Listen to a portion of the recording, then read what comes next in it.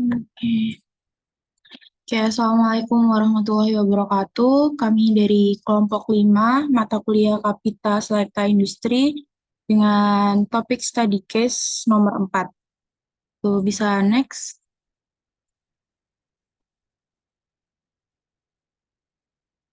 Dengan anggota kelompok kami, yakni yang pertama ada Mas Adi Salam, kemudian yang kedua ada Mas Bagus Dwi Cahyonugroho dengan NRP 204220195, kemudian ada Mas Ilham Fadil dengan NRP 20422011100, kemudian Muhammad Sultan Rashid dengan NRP 204220113, dan saya sendiri Rasyidatul Munawwaroh dengan NRP 20422011118. Oke, bisa next. Untuk study case 4 sendiri ini itu membuat diagram sistem arsitektur dari DCS dan juga SIS, vendor A, B, atau C, mengacu ke Purdue model, mulai dari level 0 field instrument sampai level 3. Ada historian web, server historian, dan lain-lainnya, atau lebih dengan kelengkapan. Poin A, konfigurasi jaringan dengan assignment IP address. Kemudian yang B, protokol yang digunakan di setiap interkoneksi sistem-sistem dengan minimum menggunakan OPC, Modbus, dan lain-lainnya. Oke, next. Sebelumnya, penjelasan terlebih dahulu apa itu mengenai DCS. DCS merupakan Distributed Control System atau yang biasa digunakan dengan DCS, merupakan sistem pengendalian yang terdiri dari berbagai komponen yang tersebar di lokasi yang berbeda dalam sebuah proses atau pabrik. DCS sendiri dirancang untuk mengontrol, mengawasi, dan mengelola proses industri secara efisien. Sistem ini juga memungkinkan pengendalian yang terdistribusi di seluruh fasilitas dengan menggunakan jaringan komunikasi yang menghubungkan komponen-komponen tersebut. Kemudian SIS atau Safety Instrumented System merupakan sistem khusus yang dirancang untuk memberikan proteksi terhadap bahaya potensial di lingkungan industri dan memiliki tujuan utama untuk mendeteksi kondisi berbahaya, mencegah terjadinya kecelakaan atau insiden, dan mengurangi resiko terhadap manusia, lingkungan, dan juga aset industri. Penjelasan selanjutnya ini juga ada Purdue Model atau sering disebut juga sebagai Purdue Enterprise Reference Architecture atau PERA, adalah sebuah model arsitektur referensi yang dikembangkan oleh Purdue University. Model ini bertujuan untuk memberikan kerangka kerja yang sistematis untuk merancang, mengembang, dan mengelola sistem otomatisasi di industri. Terdiri dari 4 level yang berbeda, mulai dari level 0 atau peralatan lapangan, level yang satu yakni ada kontrol proses, level kedua yakni ada kontrol unit, dan juga level ketiga ada pengelolaan produksi.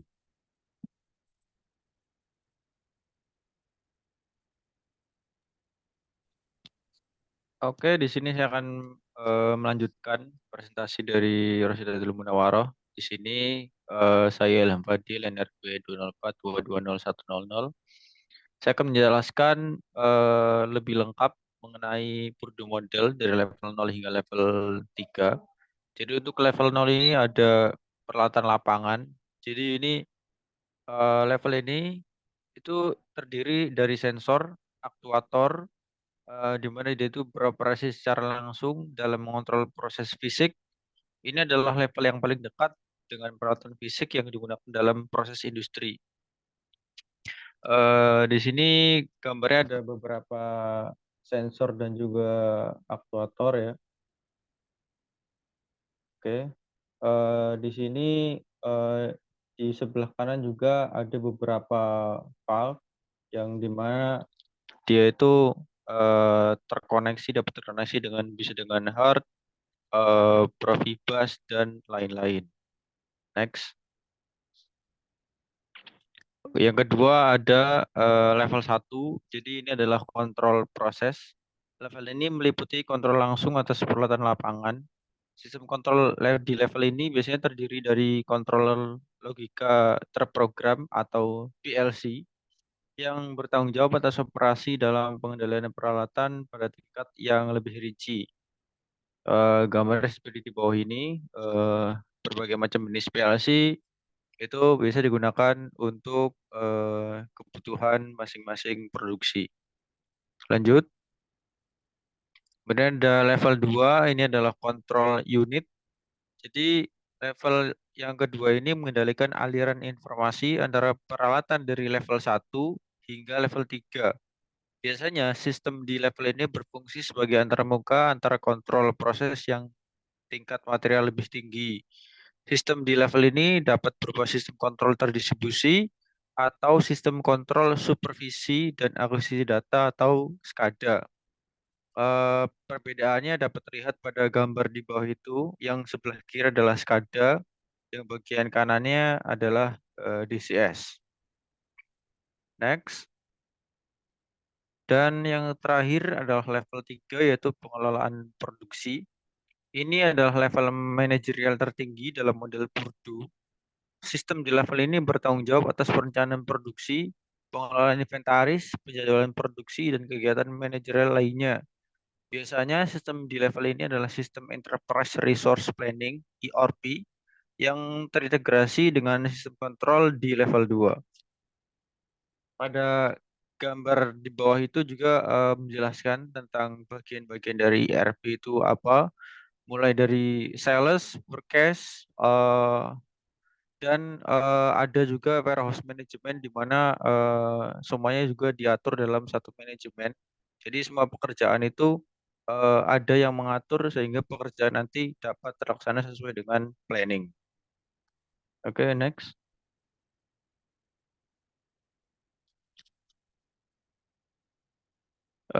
Yang berikutnya ada sistem arsitektur dari DCS dan SIS. Jadi dia itu konfigurasi jaringan serta protokol yang digunakan. Next. Oke, ini bisa dilanjutkan teman saya. Monggo. Oke, baik, terima kasih dari Mas Ilham. Mungkin bisa saya melanjutkan. Untuk gambar yang ada pada tertera di layar itu merupakan contoh dari penerapan dari vendor ya, ABB untuk DTS dan SIS.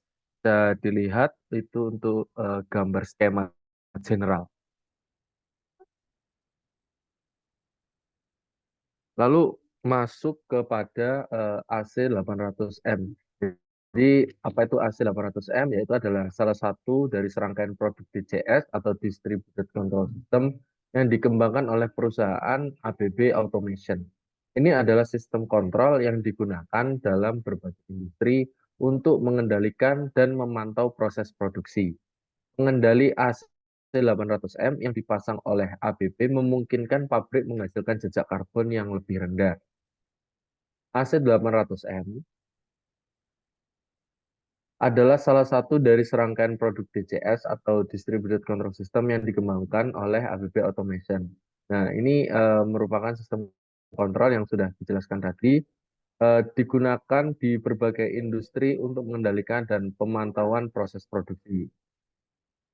Nah, eh, untuk efisiensi yang tadi sudah dijelaskan, yakni bisa memungkinkan pabrik menghasilkan jejak karbon yang lebih rendah. Dan solusi ini sudah ditawarkan ABB untuk ketersediaan yang sangat tinggi, sehingga toleransi kesalahan tinggi dengan menempatkan pengontrol dan server penting utama dan cadangan di dua lokasi terpisah. Lalu ada pun desain unik untuk memungkinkan sistem operasi dengan sempurna jika terjadi kegagalan yang tidak dapat diperbaiki di lokasi geografis manapun. Controller AC800M yang kuat yang dipasang oleh ABB mampu menangani kapasitas input-output yang lebih tinggi, yang memungkinkan pabrik menghasilkan jejak karbon yang lebih rendah. Sebagian dari instalasi otomatisasi dan keselamatan terbesar untuk perusahaan kimia, platform ABB mengendalikan dan memantau lebih dari 50.000 komponen yang terhubung ke sistem kontrol terdistribusi atau DCS. Lalu di sini melanjutkan konfigurasi jaringan. terdapat general information dari controller AC800M. Ada 5. Kita mulai dari arsitektur, yakni arsitektur dari AC800M menggunakan arsitektur terdistribusi, yang berarti sistem terdiri dari beberapa unit kontrol yang terhubung ke dalam jaringan komunikasi yang terpusat. Ini memungkinkan sistem untuk mengelola berbagai proses secara efisien. Lalu yang kedua ada unit control. Unit control dalam AC800M dikenal sebagai controller. Controller ini bertanggung jawab atas eksekusi logika kontrol dan komunikasi dengan perangkat input-output, serta perangkat lain dalam sistem. Lalu yang ketiga ada perangkat input-output atau I/O. AC800M mendukung berbagai jenis perangkat input-output yang digunakan untuk menghubungkan sistem dengan peralatan fisik dalam proses yang dikendalikan. Ini termasuk sensor, aktuator, dan perangkat lainnya. Adapun software, AC800M menggunakan perangkat lunak khusus yang digunakan untuk mengembangkan logika kontrol, mengkonfigurasi perangkat input-output, dan memantau kinerja sistem secara keseluruhan. Ini termasuk perangkat lunak seperti ABB Control Builder M untuk pengembangan logika kontrol. Lalu ada keandalan dan skapabilitas dari AC800M dirancang untuk memberikan tingkat keandalan dan skalabilitas yang tinggi. Ini memungkinkan sistem untuk diimplementasikan dalam berbagai skala, dari sistem kontrol yang kecil hingga aplikasi yang lebih kompleks. Lalu ada power automation dari AC800M. Ini terbagi menjadi 3, yakni yang pertama, pemantauan dan pengendalian proses. Distribute Control System atau DCS memungkinkan pemantauan dan pengendalian semua proses terkait dengan pembangkitan, transmisi, dan distribusi daya listrik. Ini termasuk pengukuran dan pengendalian parameter seperti tegangan, arus, frekuensi, dan faktor daya. Lalu ada koordinasi dan proteksi. DCS digunakan untuk mengkoordinasikan operasi peralatan listrik sebagai generator, transformator, dan pemutus sirkuit. Ini termasuk proteksi terhadap gangguan atau kegagalan peralatan untuk mencegah kerusakan lebih lanjut atau bahaya bagi sistem. Dan yang ketiga ada manajemen beban. Dari DCS ini memungkinkan manajemen beban yang efisien dengan mengoptimalkan penggunaan sumber daya dan memastikan distribusi daya yang seimbang di seluruh jaringan. Ini dapat mencakup pengaturan dan pengendalian pembangkitan daya, pengaturan beban, dan manajemen penyimpanan energi. Lalu untuk selanjutnya dapat dijelaskan oleh Mas Bagus. Oke, terima kasih Mas Sultan. Di sini saya ingin menjelaskan kembali atau melanjutkan dari penjelasan Mas Sultan dan teman-teman lainnya mengenai jaringan utama sistem network. Ini ada koneksi pusat, komunikasi data, keamanan, dan kapasitas dan kinerja. Untuk koneksi pusat sendiri merupakan sistem yang network yang menyediakan koneksi pusat antara semua komponen utama sistem DCS. Ini mencakup penghubungan antara workstation operator yang digunakan oleh operator untuk mengawasi dan mengendalikan proses, unit kontrol yang mengatur logika kontrol, dan server yang menyimpan data historis dan melakukan fungsi manajemen sistem. Untuk komunikasi data sendiri merupakan sistem network yang memungkinkan pertukaran data secara efisien antara berbagai komponen dalam sistem DCS. Ini termasuk data operasional, perintah kontrol, alarm, dan informasi lain yang penting untuk operasi sistem. Untuk keamanan sendiri merupakan pertimbangan penting dalam desain sistem network. Ini mencangkup pengaturan akses yang tepat, enkripsi data, dan langkah-langkah lain untuk melindungi sistem dari ancaman keamanan seperti akses tidak sah atau serangan jaringan. Yang terakhir di sini ada kapasitas dan kinerja, yang merupakan sistem network yang harus dirancang untuk menangani volume data yang tinggi dan memastikan kinerja yang baik dalam kondisi beban penuh. Ini mencangkup penggunaan protokol komunikasi yang efisien dan infrastruktur jaringan yang memadai. Oke, selanjutnya ada jaringan utama atau field network. Di sini ada komunikasi lokal yang merupakan field network memungkinkan komunikasi lokal antara perangkat lapangan, tidak di lapangan, dan unit kontrol yang terletak di pusat sistem DCS.